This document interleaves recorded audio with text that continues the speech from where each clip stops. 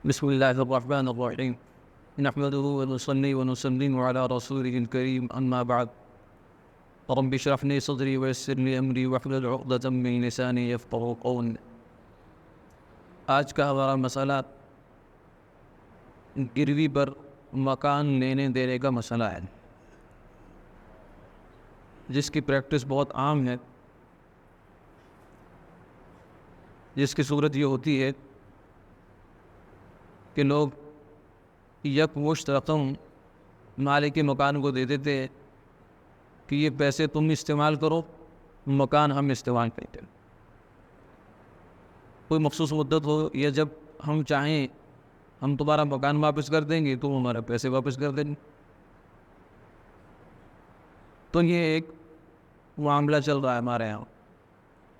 کچھ لوگ ایسا بھی کرتے ہیں کہ ساتھ میں کچھ معمولی سا کرایہ بھی رکھ لیتے ہیں، تو 500,000 روپیہ علامتی کرایہ رکھ لیتے ہیں. اب سوال یہ ہے کہ یہ کیا ایسا کرنا جائز ہے یا صحیح نہیں ہے؟ تو اس کا جواب یہ ہے، جواب جاننے سے پہلے ایک اصول ہم ذہن میں رکھ لیں گے تو جواب آپ خود ہی سمجھ جائیں گے. شریعت کا ایک اصول یہ ہے کہ آپ کسی کو کوئی چیز تو کرائے پر دے سکتے استعمال کے لیے، گاڑی، مکان، دکان، کہ وہ چیز رہتے ہوئے آپ اس سے فائدہ اٹھاتے ہیں، اس میں سکونت اختیار کرتے ہیں، اس سے نفع لیتے ہیں. لیکن جو پیسہ ہے یہ کرائے پر نہیں دیا جا سکتا. پیسے کو آپ کسی کو جب دیتے ہیں تو یا آپ انویسٹمنٹ کے طور پر دیتے ہیں یا آپ اس کو بطور قرض کے دے رہے ہوتے ہیں. اور فرق کیا ہے قرض میں انویسٹمنٹ میں؟ قرض میں جو پیسہ آپ نے دیا ہوتا ہے وہ آپ کا پیسہ سیکیور ہوتا ہے، ایز اٹ از آپ کو واپس ملتا ہے. اس کو قرض کہتے ہیں. کہ ہر وہ جگہ، ہر وہ معاملہ، ہر وہ صورت جہاں آپ کسی کو پیسہ دیتے ہیں اور وہ پیسہ بھی نہیں آپ کو واپس ملنا ہے، ملے نہ ملے کا الگ مسئلہ ہے، لیکن اس کا ملنا طے ہے، آپ نے اس کو اسی طرح سے رکھا ہے، تو یہ قرض ہے. اور اس شریعت کا اصول یہ ہے، حدیث پاک کے الفاظ ہیں، بحقی شریف کی روایت ہے، کل قرض جر نفعا فهو وجہ من وجوب الربا. فرمایا رسول اللہ صلی اللہ علیہ وسلم نے کہ ہر وہ قرض جو نفع کھینچ کے لائے وہ سود کی شکلوں میں سے ایک شکل ہے. اور سود کتنا بڑا گناہ ہے یہ شریعت کی میں اگر آپ غور کریں، حدیثیں پڑھیں، تو سود سے بڑی وعید کسی گناہ پر. سود سے بڑا گناہ شرک کفر ہے، لیکن جو گھناؤنا پن اس کا بیان کیا گیا نا حدیث میں، اور وہ سود ہے. ایک تو اللہ سے اعلان جنگ، دوسرا حدیث پاک میں آیا ہے کہ اس کا ادنا درجہ یہ ہے سود کا کہ آدمی اپنی ماں کے ساتھ منہ پالا. سود اتنا بڑا گناہ ہے، تو یہ سود ہوتا ہے. اب آ جائیے آپ اپنے واپس سوال پر. یہ دو باتیں سمجھ کر کہ پیسہ کرائے پر نہیں دے سکتے، اور جب پیسہ ہم کسی کو دیتے ہیں اور واپس لینے کی نیت سے دیتے ہیں وہ بہو اتنا ہی، تو یہ قرض ہوتا ہے. اور تیسری چیز آپ ساتھ یہ ملا لیں کہ قرض سے نفع اٹھانا یہ سود ہوتا ہے. کلیئر ہے؟ تین چیزیں کہ پیسہ ہم کرائے پر نہیں دے سکتے، پیسہ قرض دیا جاتا ہے، اور قرض سے نفع اٹھانا یہ سود ہوتا ہے. اب آئیے آپ اپنی صورت پہ واپس کہ ایک آدمی نے، مسٹر اے نے مسٹر بی کو بولا کہ یہ میرا مکان ہے، آپ اس کو استعمال کریں اور مجھے آپ 10 لاکھ 20 لاکھ روپیہ دے دیں، وہ میں استعمال کریں. اب یہ جو 10 لاکھ 20 لاکھ روپیہ ہے، اس کا سٹیٹس کیا ہے؟ یہ انویسٹمنٹ تو نہیں ہے، یہ امانت میں نہیں، یہ قرض دیا گیا ہے اس شخص کو کہ وہ اس 10 لاکھ کو استعمال کرے گا، اور 10 سال بعد 5 سال بعد جب بھی ان کا آپس کا طے ہوگا وہ 10 لاکھ وہیں بہو واپس کرے گا. اس کو کہتے ہیں قرض. یہ قرض ہے. اب اس قرض کے اگینسٹ اس کو مل کیا رہا ہے؟ اس قرض کے اگینسٹ اس کو یہ مل رہا ہے کہ یہ اس کا مکان استعمال کرتا ہے. اب آپ خود ہی غور فرما لیں کہ قرض دے کر اس سے مکان کے مفت رہنے کی صورت میں یہ آدمی نفع اٹھا رہا ہے.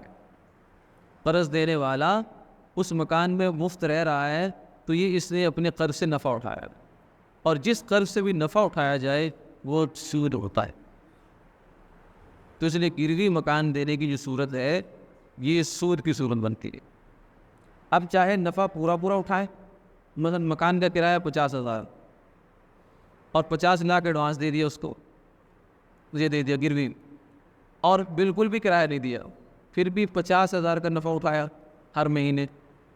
یا آپ پہلے یہ علامتی سا کرایہ رکھ لیتے ہیں 1، 2,000، 4,000، 5,000، تو باقی جو 45,000 ہے اس کا نفع اٹھایا. 5,000 کا تو نہ اٹھایا لیکن 45,000 کا نفع اٹھایا. تو یہ پہلی صورت میں 50,000 کا سود اور دوسری صورت میں 45,000 روپے کا سود لے رہا ہے یہ شخص بصورت نفع مکان کی جو یوز و فروکس ہے، منافع ہے، ان کی صورت میں یہ 50 یا 45,000 کا سود کھا رہا جو آدمی گروی پر یہ معاملہ کرتا. اس لیے گروی پر معاملہ کرنے کی قطعاً اجازت نہیں ہے. مکان کا کرایہ کا معاملہ ہونا چاہیے.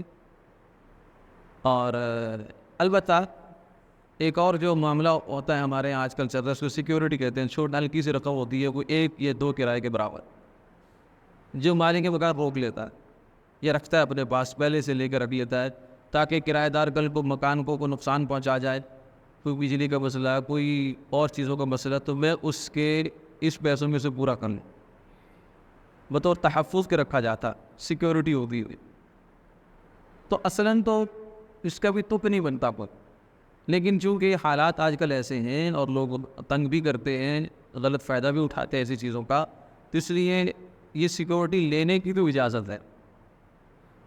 لیکن لینے کے بعد یہ سیکیورٹی آدمی کے پاس امانت ہے، امانت، اس کو استعمال نہیں کر سکتے. ان پیسوں کو بہو تھیلی میں ڈالے، کیسے بھی ڈالے، گھر میں رکھیں. اگر گھر میں رکھ کے سنبھال نہیں سکتا تو بینک میں رکھوا سکتا اپنے اکاؤنٹ میں، لیکن وہاں جتنے وہ پیسے سیکیورٹی کے ہیں اتنا بیلنس اکاؤنٹ میں رکھنا ضروری ہے تاکہ وہ سیکیورٹی کے پیسے استعمال نہ ہوں، ورنہ یہ بھی ناجائز. یعنی اس سیکیورٹی کے پیسوں کو استعمال کرنا یہ بھی ناجائز اور حرام. لے سکتے ہیں، اجازت ہے، لیکن لے کر اس کو امانت کے طور پر محفوظ رکھنا ضروری ہے، اس کو استعمال نہیں کر سکتے. اب ایک سوال یہ ہو سکتا ہے ممکنہ طور پر کہ اگر ہم گروی کا معاملہ نہیں کریں تو پھر کیا کریں؟ بس اوقات کرایہ میں ہی انسان کا بہت سا پیسہ نکل جاتا ہے، اسی لوٹ کر رہے ہوتے ہیں کام. تو پھر اس کی ایک صورت یہ ہو سکتی ہے کہ آپ اس سے ایڈوانس کرایہ کا معاملہ کریں. مالک کے مکان سے یہ کہے کہ مثلا 50,000 مکان کا کرایہ ہے اور یہ سال کا بن جاتا ہے 6 لاکھ، 2 سال کا 12 لاکھ بن جاتا ہے، تو ہم آپ سے 2 سال 3 لاکھ، سال کا 18 لاکھ بن جائے گا. تو ہم آپ سے 3 سال کے لیے مکان کرایہ پر لیتے ہیں یک مشت. لیکن چونکہ ہم آپ کو ایڈوانس کرایہ پے کریں گے، آپ ہمیں ڈسکاؤنٹ، اس کے ساتھ آپ نیگوشیشن کر سکتے ہیں، بارگیننگ ہو سکتی ہے. وہ آپ کو 15 لاکھ میں دے دے، 12 لاکھ میں دے دے، ایڈوانس لینے کی وجہ سے تو وہ کر سکتا ہے. اس میں آپ ڈسکاؤنٹ لے سکتے ہیں کیونکہ وہ معاملہ ہو جائے گا سیدھا آپ نے کرایہ دے دیا، اب وہ کرایہ واپس نہیں ملے گا، وہ قرض نہیں ہے. جبکہ گروی میں وہ پیسہ واپس ملتا ہے، وہ کرایہ نہیں ہوتا. تو یہ ایک صورت ممکنہ طور پہ اس کی ہو سکتی ہے. اور تیسرا مسئلہ جو ہے وہ ہمارے ہاں جو دکانوں کا مسئلہ چلتا ہے آج کل، وہ ہے پگڑی کا مسئلہ. دکانوں کی پگڑی کا مسئلہ، یعنی مالک جو کرایہ دار ہوتا ہے وہ مالک کو کچھ یکمشت رقم دے دیتا ہے جس کی وجہ سے اب وہ وہاں پکا ہو جاتا ہے، اس کو مالک اٹھا نہیں سکتا، نکال نہیں سکتا. اب یہ جو پگڑی کی رقم ہے نا، یہ بھی یوں سمجھیں کہ بے تکی رقم، شریعت میں اس کو کوئی تک نہیں ملتا. وجہ اس کی یہ ہے کہ مالک کو حق ہے، ہر وقت حق حاصل ہے کہ وہ اپنی دکان خالی کرا یا جو بھی ایگریمنٹ کرایہ دار کے ساتھ اس کا ہوا ہے اس کے اوپر چلے. لیکن یہ رقم دے کر گویا کہ وہ اپنا حق بیچتا ہے، اور یہ جو حق ہے یہ کوئی ایسی چیز نہیں ہے کہ اس کو بیچا یا خریدا جا سکتا ہو. اس لیے نتیجتاً پگڑی کی رقم جو ہے نا اس کی حیثیت شریعت کے لحاظ سے اگر ہم پوچھیں کہ کیا بنتی، جیسے گروی کی رقم کو ہم بولتے تھے، ہم اس کو گروی بولتے ہیں، ایڈوانس بولتے ہیں، کچھ بھی بولتے ہیں، لیکن شریعت کے پیمانوں پہ جب آپ دیکھیں گے تو وہ سود بنتا ہوتا ہے، وہ قرض ہے اور قرض کے نتیجے میں سود ہے۔ تو ایسے جو دکانوں کی پگڑی ہوتی ہے یہ ہم پہلے اس کو پگڑی بول رہے ہیں لیکن شریعت کی نظر میں وہ رشوت بنتی ہے، یعنی کہ ناجائز معاملہ ہے، جو ہم نے اس کو پیسے دے کے گویا کہ دباؤ ڈالا ہوا ہے کہ آپ 3 مہینوں سے دکان خالی نہیں کرا سکتے۔ اس لیے یہ معاملہ ابتدا میں کرنا جائز نہیں، یعنی اگر وہ کرنے جا رہا ہے تو وہ تو اس سے رکے۔ اب جنہوں نے پچھلے کیے ہوئے بسا اوقات دادا پردادا یا باپ کی معاملے چلے آ رہے ہیں تو ان کی کوشش کرے کہ وہاں سے نکلنے کی پوری۔ اور اب نکلنے میں ایک صورت مارکیٹ میں چل رہی ہے، مارکیٹ میں یہ صورت ہے کہ پگڑی جب دی تھی اس وقت تو مثلاً اس نے 5 لاکھ روپے دے دیا، آج پگڑی کی ویلیو پہنچ گئی 50 لاکھ پہ، تو 50 لاکھ دے کے پگڑی چھوٹے تو یہ 50 لاکھ کا تو کوئی توق نہیں بنتا۔ ہاں یہ ہو سکتا ہے کہ اس وقت اس زمانے میں 5 لاکھ دیا تھا، وہ یوں سمجھے کہ ایک طرح کا قرض دیتا ہوں، تو اب یہ ہو سکتا ہے کہ اس کی پیسے کی ویلیو گر گئی ہے تو اب یہ اپنا حق چاندی کی صورت میں بجلی کر سکتا ہے تاکہ اس کی جو پیسے کی ویلیو گری ہے اس کا بھی اس کا نقصان نہ ہو، اس کی تلافی ہو جائے۔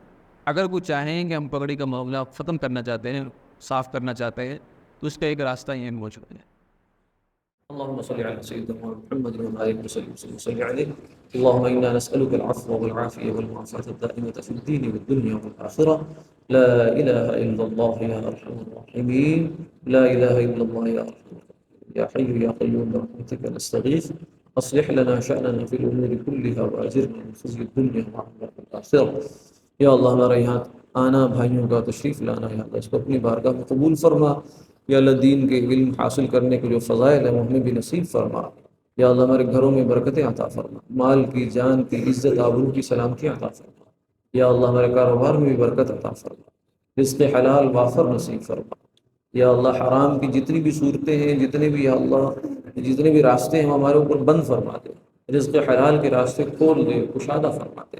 یا اللہ ہمارے ملک کے حال پر بھی رحم فرما، آپس میں اتحاد، اتفاق، الفت نصیب فرما، مخلص قیادت نصیب فرما۔ یا اللہ ہم سب کی دنیا بھی اچھی بنا، آخرت بھی اچھی بنا۔ یا اللہ ہم سب کا خاتمہ بالخیر فرما، فلسطین کے مظلوم بھائیوں کی مدد فرما۔ یا اللہ یا اللہ یا رحمان یا رحیم، وصلی اللہ تعالی علی خیر خلقہ محمد وعلی وصحبہ اجمعین۔ جزاک اللہ۔